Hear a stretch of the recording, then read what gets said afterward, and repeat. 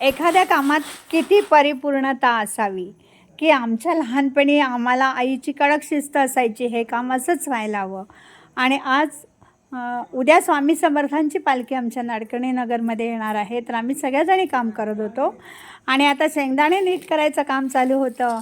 आणि आमच्या सूर्यवंशी आजी आहेत, त्यांच्या कामातली ती परिपूर्णता बघितल्यावर त्यावेळच्या सगळ्या ज्येष्ठ लोकांची आठवण झाली आणि खूप मन पण भरून आलं. आणि आता बघा आजींच्या कामाची, म्हणजे हे आता बघितलं ना आपण, तर शेंगदाणे ते आता साफ करताना त्याच्यात एखादं साल राहू नये, किंवा शेंगदाण्याचा आपण डोळा काढलाच पाहिजे, की त्याने पित्त होतं. किंवा काही लोकांचं मत असतं की त्याने थोडा कडवटपणा येतो. खरं तर आम्हाला उद्या कुर्मा करायचा आहे भरपूर लोकांचा, पण एवढ्या प्रत्येक गोष्टीत किती परिपूर्णता हवी, म्हणून आजींचा हा कसोशीने प्रयत्न. एकदा मी घेतलं त्यांच्या हातातलं सूप, पण त्यांनी माझ्या कामावरती अविश्वास दाखवून परत ते आपणच काम करायला सुरुवात केलेलं आहे. आणि आजी आमच्याकडे बघून हसा आता. हां, आता रात्रीचे किती वाजले? 11:30 वाजलेले आहेत. आणि 11:30 वाजताचा पण हा उत्साह, म्हणून आपल्याला सगळ्यांना आपल्या वडीलधाऱ्या मंडळींचं फार कौतुक वाटतं, आदर वाटतो. नाहीतर आपण काही न करता 8 वाजताच दमलेली असतो.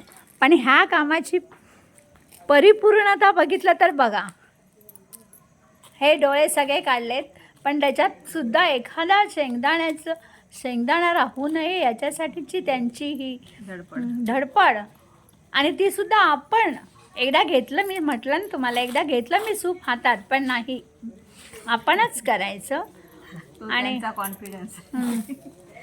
आणि इथे आम्ही इथे आम्ही सगळ्याजणी निवांत बसलेलो आहोत, पण त्या स्वतःच सगळी कामं करतायत.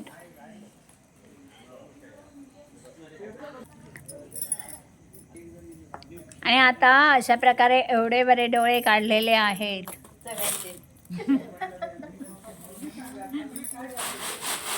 तरी पण मनाचं समाधान नाही आहे. आणखी असं बघताना असं वाटतं की ह्या सगळ्या गोष्टींसाठी आपण सकाळी उठतो, योगाला जातो.